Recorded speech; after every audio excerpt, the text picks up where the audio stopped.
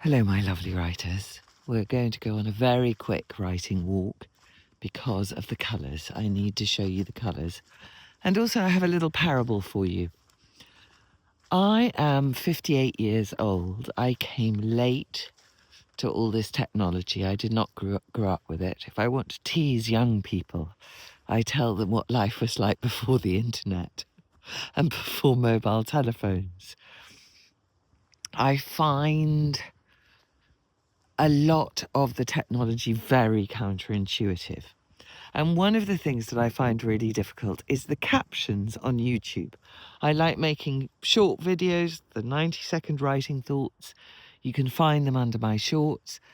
And what I like doing is putting rather elegant captions on, which YouTube auto-generates.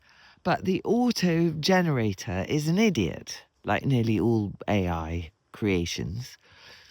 And so it says you're with an apostrophe instead of the other kind of you're. And it spells things incorrectly and it puts in random capital letters. And it's a worry because this is a channel about rigour in your writing life. And I've got rubbish captions. So being a 58-year-old, I go and I Google it and I look it up and I find videos on how to fix the appallingly generated captions. And I go and I do exactly as instructed and the captions still come up as rubbish. That's a sigh of frustration. And I thought, should I give up on the shorts? I love the shorts, but they need to have captions on them. A, because it looks elegant. B, because what if you're hard of hearing? Or what if you want to listen without the volume up? I think, will people understand? I think, will one day a young person come along and teach me how to fix the captions once and for all? And I think, oh, well, I could just give up. But you know what? I'm not going to give up. I'm not going to let the perfect be the enemy of the good. I'm going to trust you to understand that my captions will sometimes be wonky.